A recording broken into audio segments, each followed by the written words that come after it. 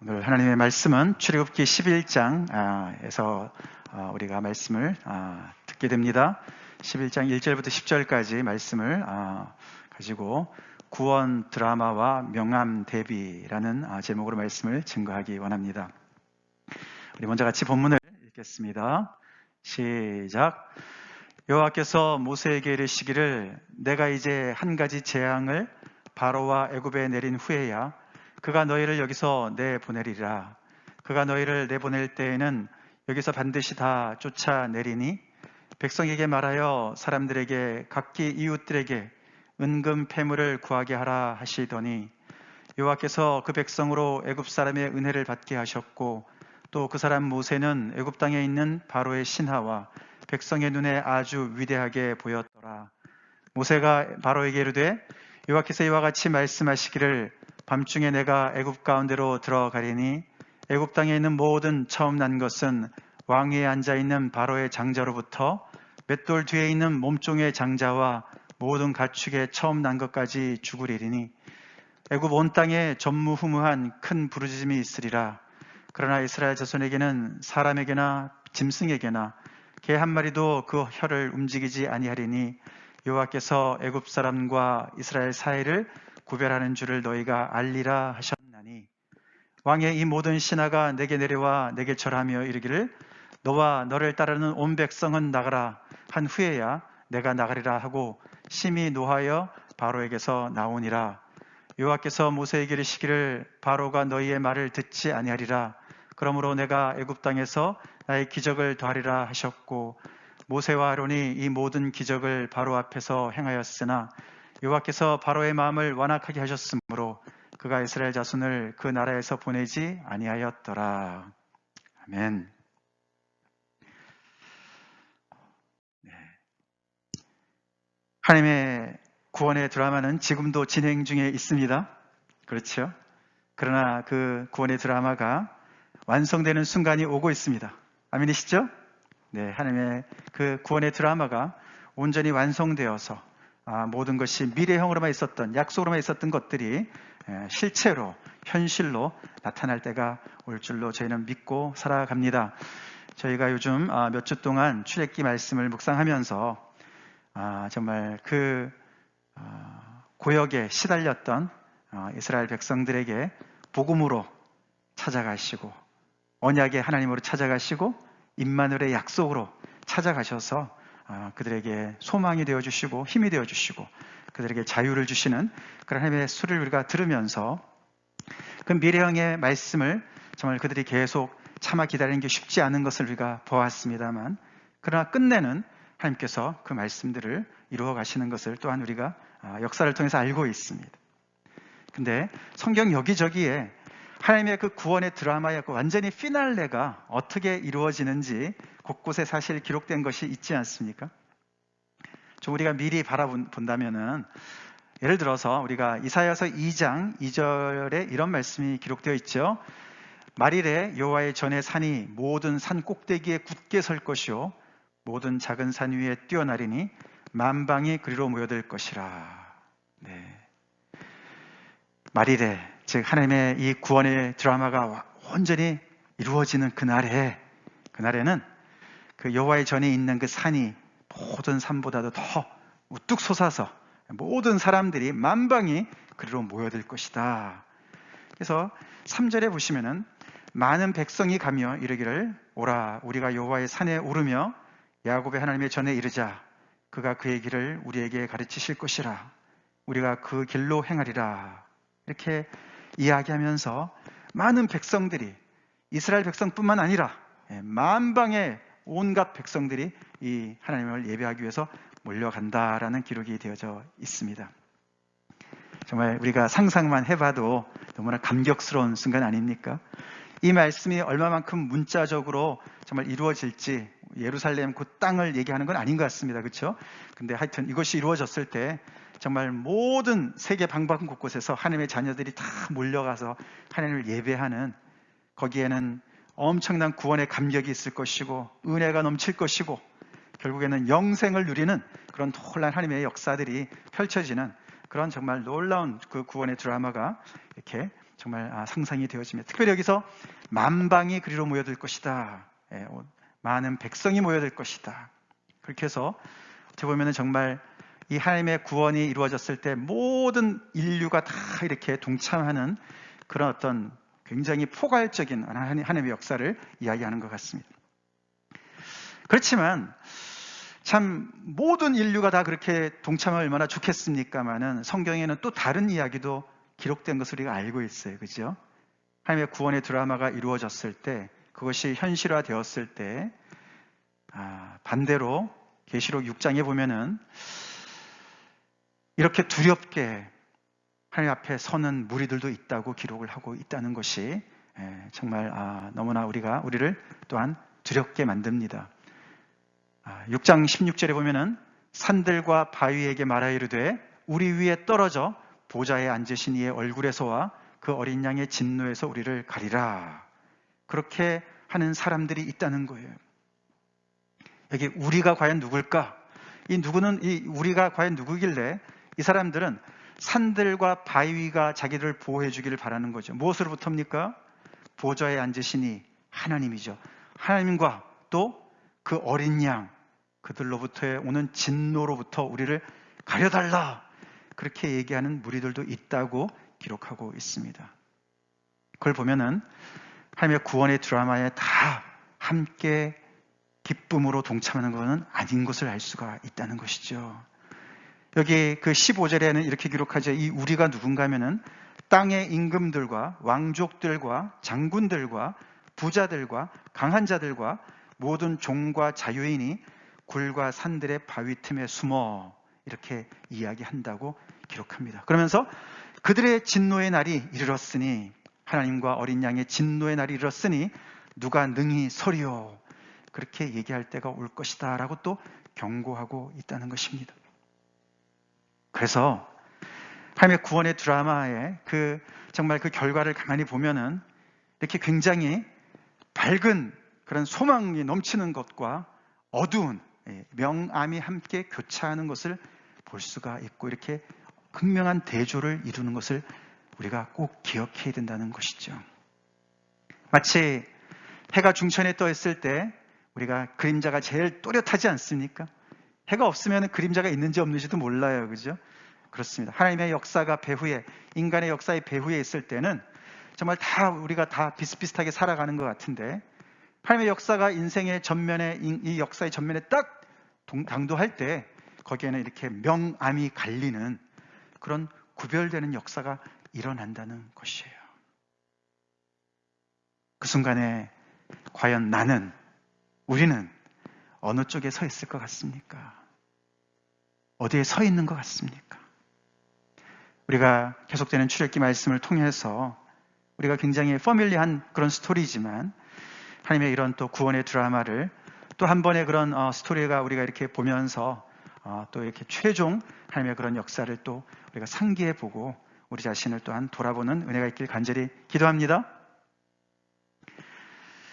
오늘 본문은 사실 여러분들이 지금까지 쭉 또 출애굽기 말씀을 묵상해 오셨으면 아시겠지만 이제 하나님께서 계속해서 이 바로를 하나님을 대적하는 바로를 하나님께서 이렇게 딜하시는 과정 속에서 10가지 재앙을 베푸셨습니다. 그죠? 거기에 마지막 재앙을 기록한 것이 오늘 본문이죠.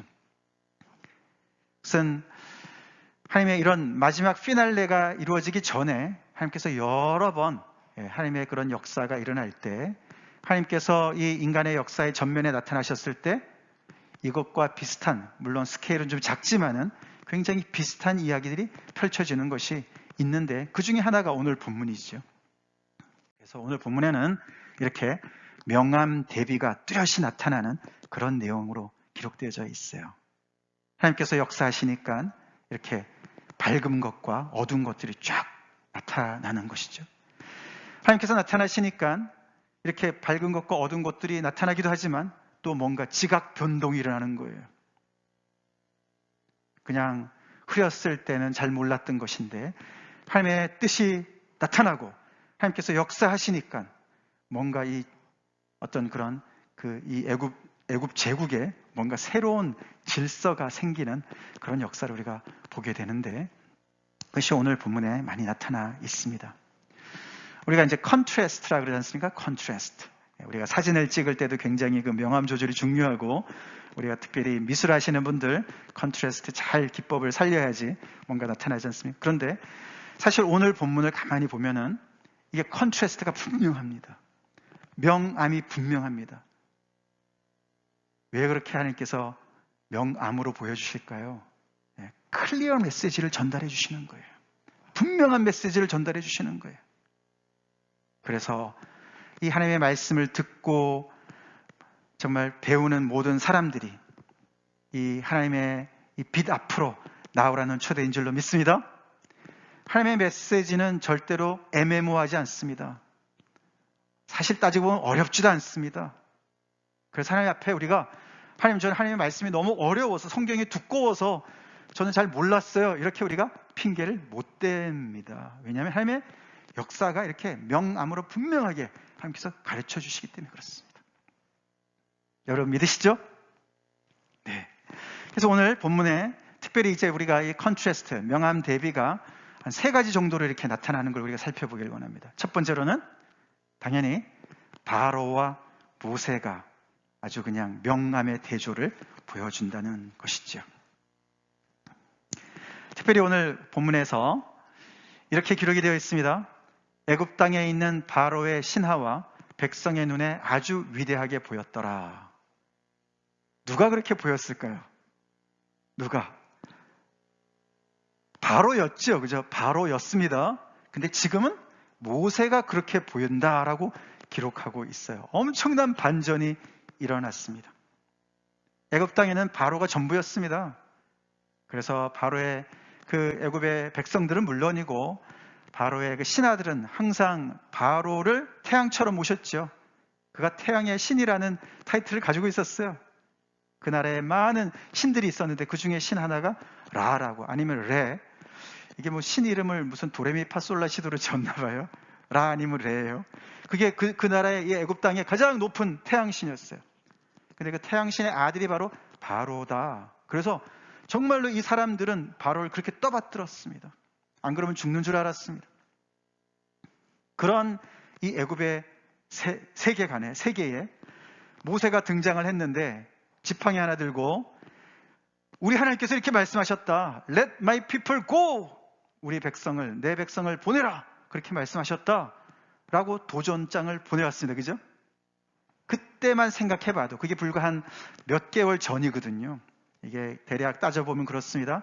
한 겨울부터 초봄까지 이렇게 열재앙이 쭉 진행된 거로 기록이 우리가 알 수가 있는데요.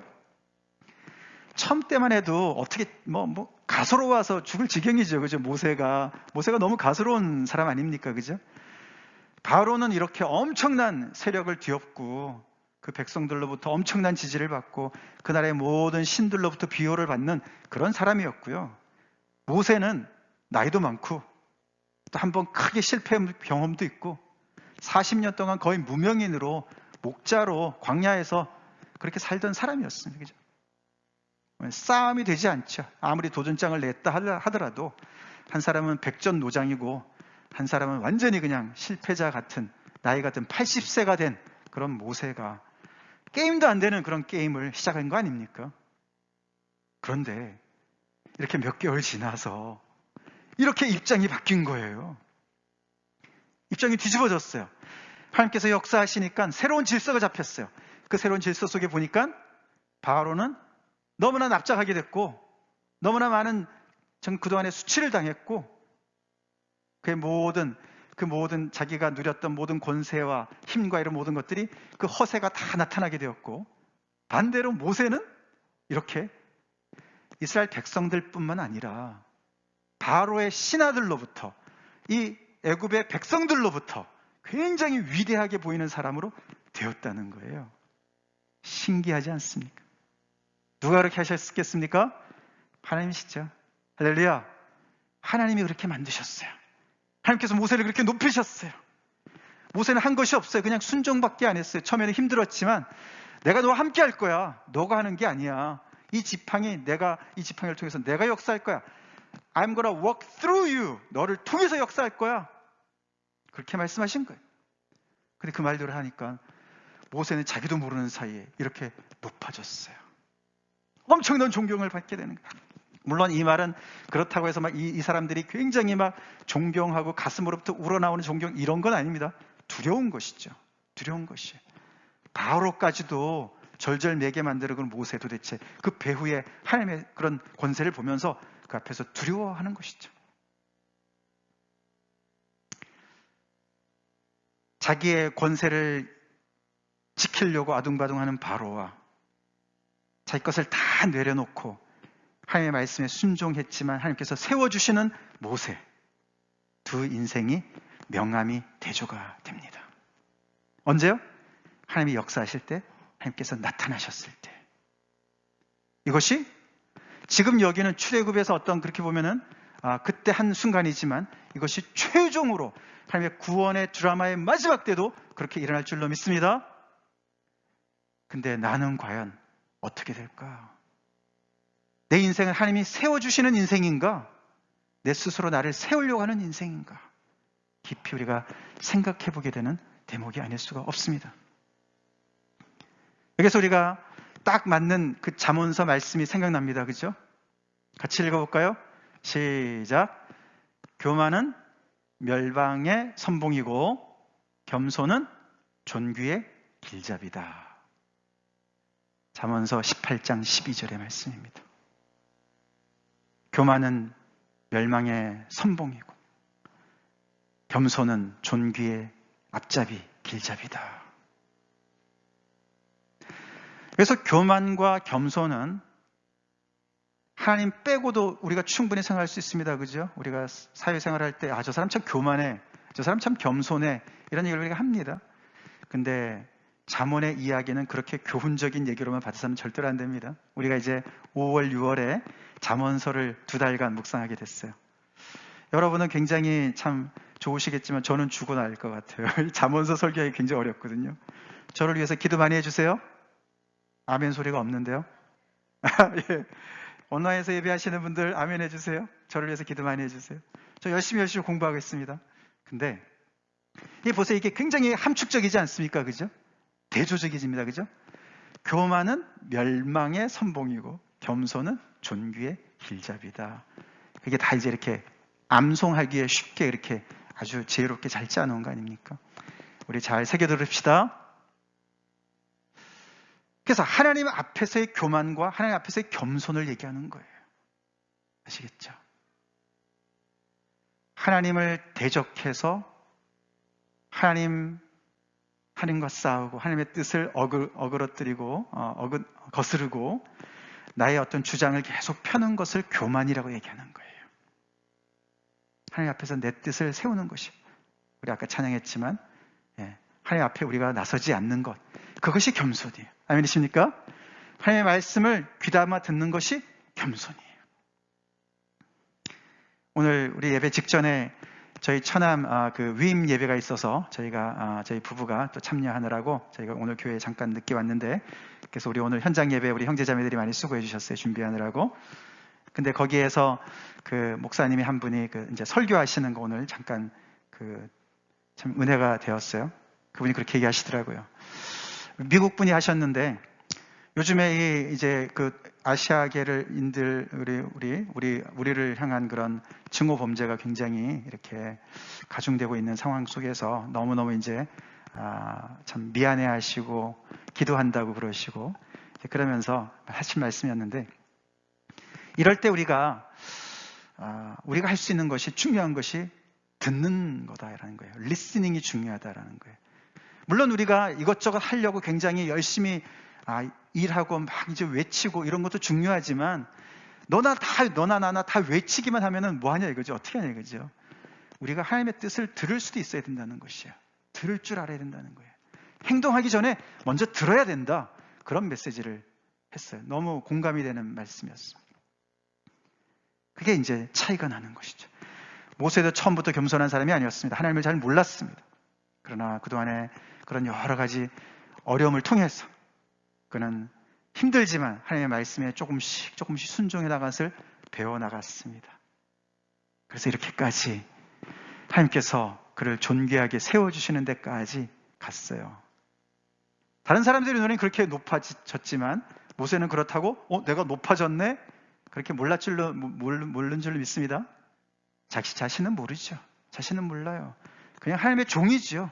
옛날에도 종이고 지금도 종이고 나는 하나님 앞에 살아가는 사람이야.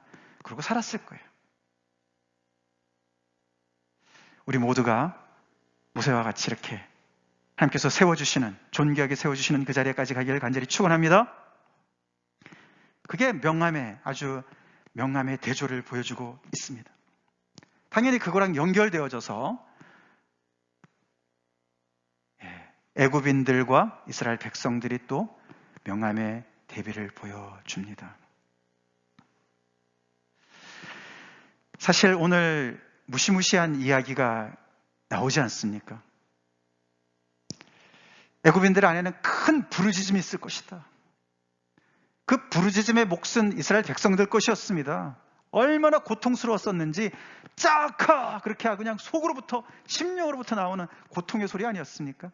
누구도 들어주지 않는 그 부르짖음을 계속 부르짖었을 때 결국 하나님께서 들으시고 그들에게 모세를 보내주셔서 그들을 건져내시는 일인데 지금은 상황이 바뀌어가지고 이 애굽인들이 그렇게 풍요를 누렸던 안정감을 가지고 그 정말 안전하게 살았던 그 사람들이 큰 부르짖음을 짓게 되었다는 것이에요. 왜요? 모든 가족마다 다 첫 태생이 딸이든 아들이든 상관없이 장자의 죽음을 맞이하고 모든 가축들도 다 죽게 되는 그 첫 태생은 다 죽게 되는 그런 심판을 하나님께서 직접 행하시기 때문에 그 일을 당하기 때문에 그들 안에는 엄청난 그런 부르짖음이 임하게 된다고 이야기를 하고 있습니다. 사실은 이스라엘 백성들도 자동적으로 그 하나님의 심판에서 면제되는 건 아니었습니다. 그들도 할 일이 있었습니다. 그게 12장에 나오죠. 그들 하나님의 명령에 따라서 어린 양을 잡고 그 양의 피를 설주와 임방의 문에 바르고 그 집안에 있었어야만 하나님의 보호를 받는 것이었어요. 하나님의 여호와의 유월절이 바로 그거 아닙니까? 거기에 순종한 사람들 하나님의 보호를 받았습니다. 그 중에는 애굽인들 중에는 혹시 이스라엘 백성들과 굉장히 친한 사람들이 있었을 수도 있고 그죠? 그래서 자기들의 장자들을 그쪽의 친구들, 이웃집에 피신시킨 사람들 있었을지도 모르겠어요. 그죠? 충분히 가능한 얘기입니다. 여러분들 Ten Commandments라는 영화 보셨어요? 찰튼 헤스턴이 나오는 그 오래전에 만든 건데 거기 보면은 그런 장면이 나옵니다. 그 집안에 같이 숨습니다. 살아나죠. 하여튼간에 그러나 전체적으로 애굽인 전역에 큰 곡성이 들리게 되었습니다. 그것은 10번째 재앙이고 사실 그 바로 전에 흑암의 재앙도 3일 동안 더듬을 만한 그런 흑암이 그 땅을 뒤덮었습니다. 그때도 하나님께서 구별하셨죠? 이스라엘 백성들에게는 빛이 있었습니다. 고센 땅에는 빛이 있었습니다. 그 모든 것을 부귀영화를 누렸던 이 바로 밑에서 애굽 정말 그 모든 나라들은 정말 깜깜한 흑암 속에 3일 동안 갇혀 있었어요. 사실 그것은 10번째 재앙이니 큰 부르짖음의 전조였어요. 너무나 불길한 전조였던 것이죠. 이렇게 입장이 뒤집어졌어요.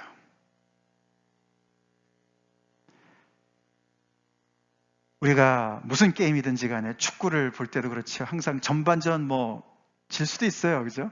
중요한 거는 마지막 휘슬이 울릴 때까지예요. 그죠? 그때 마지막에 누가 이기냐, 누가 승자냐 이게 중요한 겁니다. 항상 그렇지 않습니까? 애굽인들이 지금까지는 이 이스라엘 백성들을 정말 사람 취급도 하지 않고 바로의 영향을 받아서 그들을 너무나 괴롭혔습니다. 학대했습니다. 근데 하나님이 나타나셔서 하나님께서 역사의 전면에 일하시니까 이렇게 명암이 갈리고 또 지각 변동이라서 새로운 질서가 잡히는데 거기서 오히려 높임을 받는 것 하나님의 백성들이었고 낮춤을 받는 사람들은 애굽인들이었어요. 그런 비슷한 일이 하나님의 성경에서는 계속해서 최종적으로 임할 때가 올 것이다 라고 계속 경고하고 있습니다. 우리 이 말씀을 귀담아 들읍시다.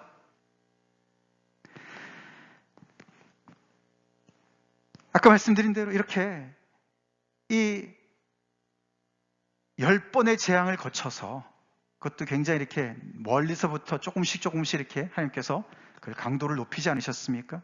그리고 점점 더 이렇게 또렷해지게 이렇게 구별되어지는 것을 보여주지 않습니까? 그렇죠? 이런 걸 통해서 하나님은 뭔가를 가르치기를 원하시는 것을 우리가 꼭 알아야 됩니다. 여기에 학습 효과가 꼭 필요하다는 것을 우리는 알아야 되겠습니다. 하나님께서 그냥 이들을 심판하시는 것이 목적이었으면은 그냥 10번째 재앙을 그냥 단칼에 끝내면 끝나는 거예요. 그렇겠죠, 그죠? 근데 하나님은 그게 목적이 아니셨어요. 물론 그런 그들의 심판하는, 그들의 악행을 심판하는 것도 있었지만, 이런 과정을 통해서 하나님 뭔가를 가르쳐 주고 싶었던 것이에요. 이걸 우리는 꼭 잊지 말아야 됩니다. 내가 여호와인 줄 너희가 알게 될 것이다. 계속 후렴구로 나타나지 않았습니까? 사실은 그 학습 효과가 나타납니다. 우리가 나중에 보겠지만 나타납니다. 바로는 계속해서 정말 너무나 마음이 완악해지는 상황에 있었지만, 그의 신하들은 우리 이미 망하게 됐습니다. 빨리 이들을 내보냅시다. 그래서 그들의 그 리더십 안에 균열이 벌어지고 있었습니다. 오늘도 본문에 그러지 않습니까? 너네가 이 땅을 떠날 때 이웃들한테 은금 패물을 달라고 그래라. 그럼 그들이 줄 거야. 이들이 모세를 위대하게 보고, 하나님 백성들을 위대하게 보고, 하나님 때문에 그러면서 자기들의 있는 재물을 기꺼이 줄 수 있는, 그렇게 해서 백성들조차도, 또 애굽의 그 바로의 신하들조차도 바로가 도대체 정책을 어떻게 하는 거냐, 아니 지금 게임도 안 되는데 왜 이 이스라엘 백성들의 이 신을 대적하고 이렇게 끝까지 이렇게 뻗당기느냐, 이러다가 나라가 정말 다 망하겠다. 그동안에 그들이 당한 그 고통이 얼마나 심합니까? 이제는 모든 거 먹을 것도 하나도 없고 말이죠. 다 그냥 초토화가 된 그런 나라 아닙니까? 근데 이제는 마지막으로는 정말로 장자들까지 다 잃게 되는 그런 상황에 있었던 거 아닙니까? 그래서 이런 것들을 통해서 결국에는 그들은 누가 진정한 하나님이신 것을 알게 되는 것이죠. 누구를 들어야 되는지 알게 되는 것이죠. 그렇죠? 그런 소망이 거기에 약간 깔려 있습니다. 그래서 그랑 연결되어져서 마지막 명함 대비는 오늘 본문에 나오지 않지만 12장에 나옵니다. 12장에 나오는데, 결국에는 하나님께서 이 최종 이런 이 애굽 땅에 하나님께서 심판을 하시는 것의 최종 목적이 결국은 애굽의 모든 신을 심판하시는 것이 목적이었어요. 그래서 흑암의 재앙 때는 아까 말씀드렸던 그 땅의 태양신인 라나, 레, 그 심판하시는 거예요. 그래, 너네가 태양이 너네 신인 줄 알지? 너네 신 죽었어. 흑암이 3일 동안이나. 그렇죠? 누가 자연을 다스리시고 누가 당신의 뜻대로 다스리느냐, 하나님의 모세의 말 그대로 하나님께서 시행하시면서 누가 진정한 신인지 하나님인 것을 나타내 주시는 것이죠. 그리고 이 장자의 죽음은 그 죽음의 신이라 오시리스라는 신이 있습니다.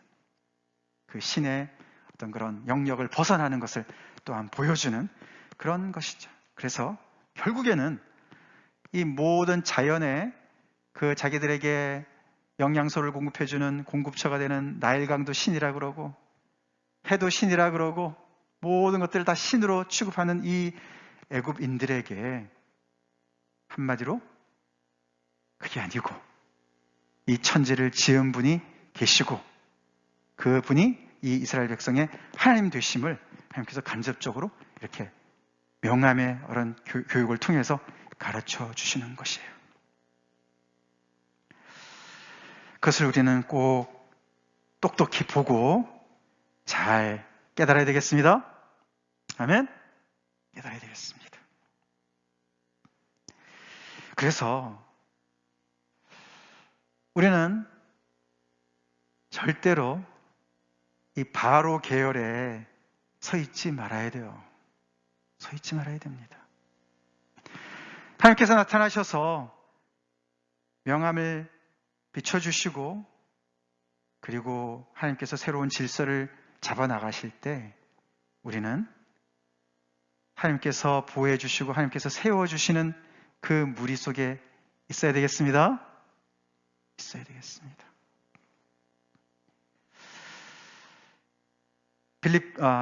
베드로전서 5장 5절이라는 말씀이 나옵니다.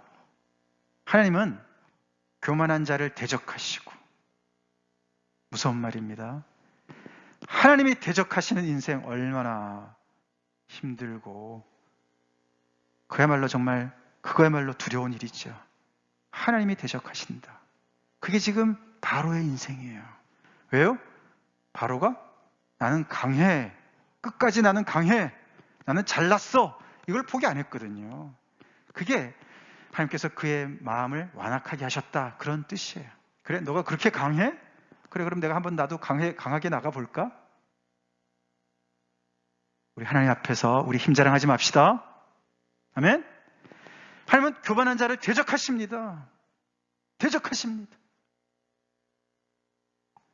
반대로 하나님은 겸손한 자에게 은혜를 베푸신다. 아멘. 하나님의 은혜를 받는 우리가 됩시다. 하나님의 은혜를 받는, 하나님의 은혜를 구하는 저희가 됩시다.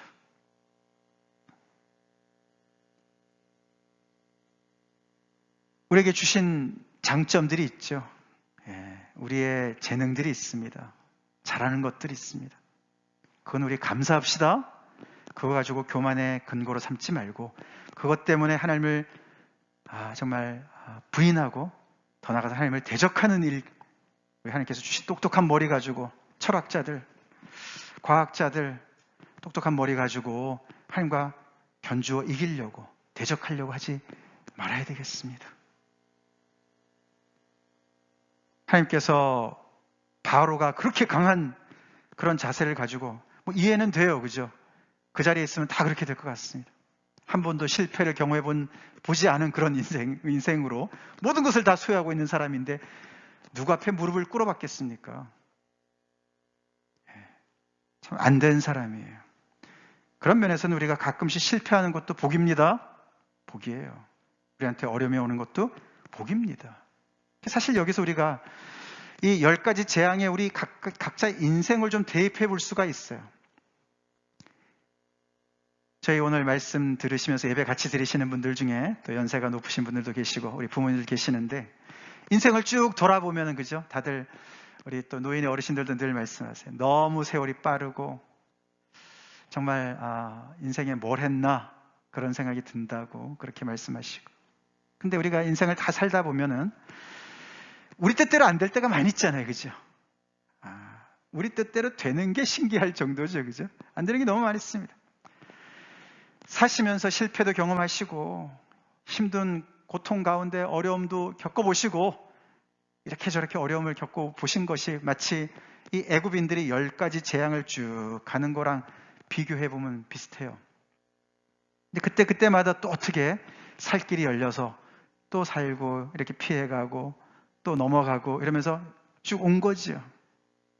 근데 그 마지막에 뭐가 기다리냐 이거예요. 마지막에.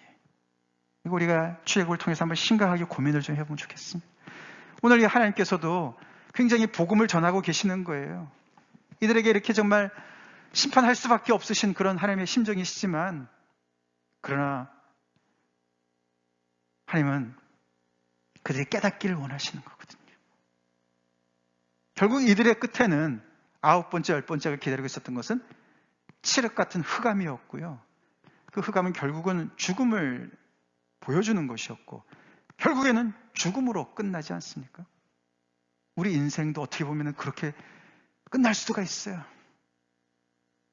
하나님이 안 계시다면, 아무리 잘난 바로도, 아무리 잘난 바로 밑에 있는 백성이라 할지라도 당대에 가장 호령했던 그런 선지국에서 그런 선진국 백성으로 살았다 할지라도 그들의 결말이 흑암과 죽음이었어요.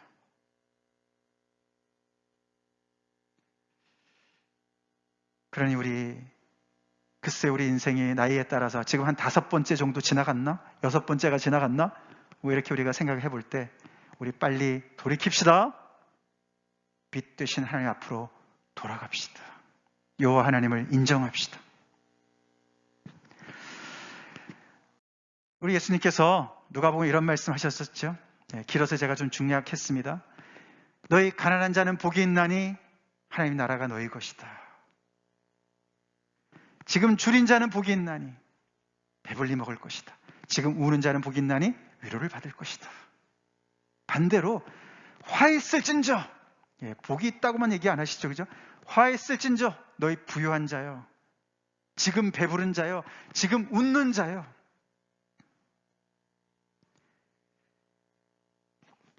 기초가 잘못되어서 굉장히 잘못된 나라, 애굽 제국이었어요. 거기는 소수만 잘 살고 모든 사람들이 밑에서, 특별히 이스라엘 백성들은 정말 노예, 그 너무나 힘든 고역 속에서 인간 취급 전혀 받지 못한 잘못된 나라였어요. 하나님의 창조 질서를 어긋난 그런 나라였어요. 그런 잘못된 나라에서 잘 살고 있다? 문제 있는 거죠. 그렇지 않습니까? 그게 애굽 사람들의 대부분의 모습이었다고요. 일단은 내가 행복하게 잘 살고 있으니까, 나는 문제없이 잘 살고 있으니까 문제의식이 없는 거죠. 이 나라가 어떤 가치를 추구하고, 이 나라가 어떻게 정말 약자들을 그렇게 학대하고, 그런 것들에 별 관심이 없는 거죠. 그럼 하나님은 그렇지 않습니다. 하나님은 공의의 하나님이세요. 하나님이 나타나실 때는 그 모든 어그러진 것들을 바로잡으실 줄로 믿습니다. 교만에 높아진 것들을 다 낮추시고, 낮은 자들을 높이시는 하나님의 역사가 일어나는 것이 바로 이게 그 말씀이죠. 잘못된 나라에서는 잘 살면 안 되지요. 그렇지 않습니까? 잘 살면 안 돼요. 문제의식이 있어야죠. 같이 아파해야죠. 같이 나눠야죠. 가난하고 위롭고 힘들고 울고 이런 사람들과 아픔을 같이 나누고 함께 거기에 동참해야죠. 그 말씀입니다. 그런 자는 복이 있다. 하나님의 나라가 완전히 지금 임하지 않았는데 죄가 무성한 이 땅에서 부유하게 배부르게 웃으면서 행복하게 잘 산다? 문제 있다 너네. 이 말씀하시는 거예요. 애굽의 나라가 하나님께서 모세를 보내셔서 복음을 전달해 주셨을 때 문제의식이 있었던 사람들은 귀담아 들었을 것이에요. 하나님이 너무 잘하신다. 하나님 정말 위대하시다. 그렇게 하나님을 찬양했을 것이에요. 그러나 바로가 주는 떡에 눈이 멀어서 거기에 그냥 내가 잘 살면 되지, 나만 잘 살면 되지, 거기에 그냥 눈이 먼 사람들은 끝까지 바로처럼 하나님을 대적했을 겁니다. 그래서 결국은 흑암과 죽음에까지 갔을 거라는 것이죠. 그러나 다는 아니었습니다. 우리가 이 이야기를 보면 알 수 있습니다. 같이 한번 읽어볼까요? 시작. 이스라엘 자손이 람셋을 떠나서 숫곳에 이르니 유아 외에 보행하는 장정이 60만 가량이요 수많은 잡족과 양과 소와 심이 많은 가축이 그들과 함께 하였으며. 할렐루야. 여기 수많은 잡족 속에 애굽 사람들도 끼어 있습니다. 이스라엘 사람들만 출애굽한 것이 아닙니다. 옆에서 계속 지켜본 사람들이 나는 더 이상 바로 밑에 못 살겠다. 나는 이 사람들처럼, 이 히브리 사람들처럼 야훼 하나님을 따라가야 되겠다. 이들 안에는 소망이 있다. 미래가 있다. 여기 가야 살겠다. 하나님께서 그동안에 계속 명함의 대조를 통해서 보여주신, 구별해서 보여주신, 그래서 정말 파리 때가 올 때부터 나오지 않았습니까? 파리 때가 다 왔는데 고센 땅은 파리가 가다가도 거기서 끽 서가지고 여기 가면 안 돼. 그러고 돌아가고 말이죠. 하나님께서 그렇게 구별해 주지 않으셨습니까? 눈에 보이게 그렇게 구별한 그 백성들을 정말 나도 여기에 가야지. 이 생명의 행렬에 나도 조인해야지. 그러고 많은 사람들이, 수많은 잡족들이 따라갔다는 것이에요. 할렐루야. 하나님의 구원은 이 에스닉 베이스가 아닙니다. 민족에 따라서 어떤 민족만 구원하시고 아닙니다. 구원은 열려 있습니다. 열려 있습니다. 우리가 디모데전서 2장 4절 같이 읽어볼까요? 하나님은 모든 사람이 구원을 받으며 진리를 아는 데에 이르기를 원하시느니라. 아멘이시죠? 당연히 그렇죠. 우리 하나님은 죄인이라도 하나님의 심판을 받는 것에서 정말 받지 않기를, 구원받기를 원하시는 분이시거든요. 모든 사람이 다 함께 아까 그 여호와의 전에 산에 올라가서 우리가 함께 하나님 앞에 가서 예배드립시다. 우리 말씀을 들읍시다. 그 자리에 다 오기를 하나님은 너무나 참고 인내하고 기다리시는 것을 우리는 꼭 알아야 됩니다. 그러나 바로처럼 자기 힘 믿고 자랑하고 강한 것을 의지하고 끝까지 버티다가는 하나님의 진노를 받게 되는 그 자리에 서게 된다는 것입니다. 이 말씀 우리 꼭 기억하고 두렵고 떨림으로 아직 기회가 있을 때에 하나님께서 은혜를 베푸실 때에 하나님께 우리 무릎 꿇으시다 돌아갑시다. 다 같이 기도하시겠습니다.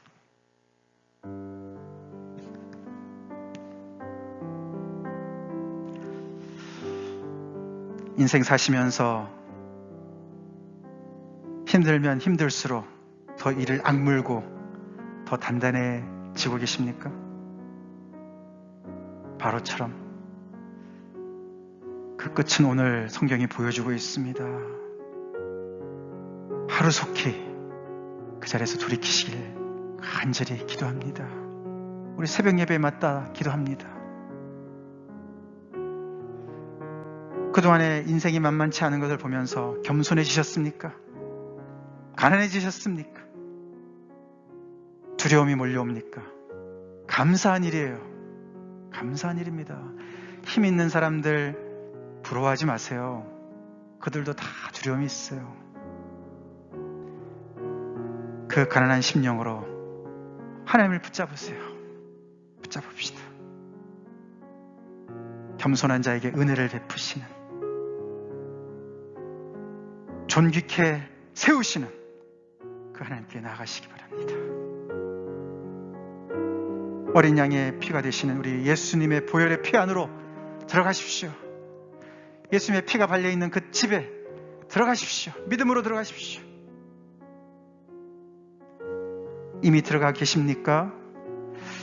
그렇다면은 하나님께서 우리의 인생 가운데 은혜를 베푸실 수 있도록 우리를 보호해 주시고 우리를 존귀케 세워주실 수 있도록 우리 겸손합시다. 하나님 앞에 겸손합시다. 예수 믿는 사람이 겸손치 않은 거 말도 안 되는 이야기죠. 하나님의 능하신 손 아래서 겸손합시다. 그 말은 하나님을 신뢰하라는 얘기죠.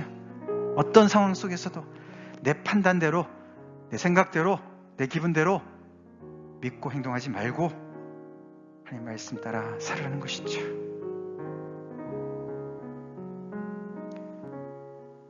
애굽 사람들이 우리에게 교훈을 주고 있습니다. 이스라엘 백성들이 우리에게 교훈을 주고 있습니다. 컨트레스트의 그 인생, 명함의 대비를 가지고 분명하게 우리에게 보여주고 있습니다. 하나님의 구원의 피날레가, 마지막 드라마가 펼쳐질 때 우리 다 빛의 나라에서 만납시다. 다 같이 하나 앞에 기도하겠습니다.